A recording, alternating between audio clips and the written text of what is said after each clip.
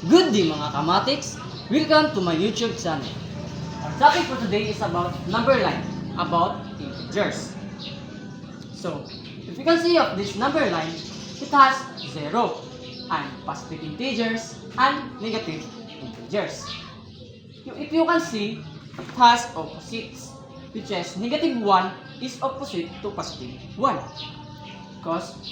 Because it has same number. And negative 2 is opposite to 2.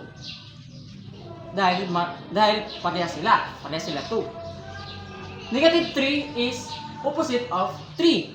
Dahil pareha ang number nila. Pero hindi natin sila pwedeng itawag na ang negative 3 is opposite to positive 2. Dahil hindi sila pareha ng number. So, ganun lang ang ibig sabihin ng opposite.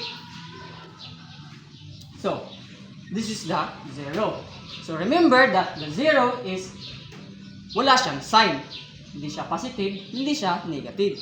Siya ang boundary ng positive integers and negative integers. So, makikita natin dito, ito yung mga positive integers and negative integers. So, ang positive integers, pwede siyang may plus dito, or the sign of positive. Pero wala nang sign of positive, pwede na siya tawagin positive, which is 1, positive 1. Hindi na siya kailangan lagyan pa ng positive.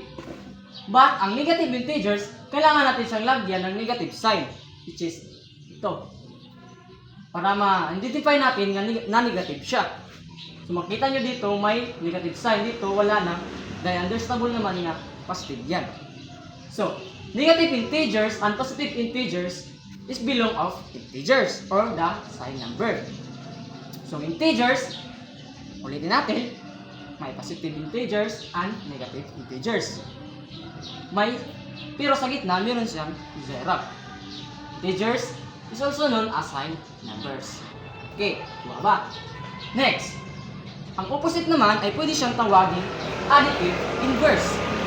Dahil pag may negative 3 and opposite of 3.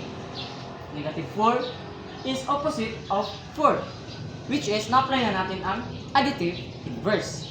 So, yun lang ang number line. So, kung may natutunan ka sa video na ito, please like and share.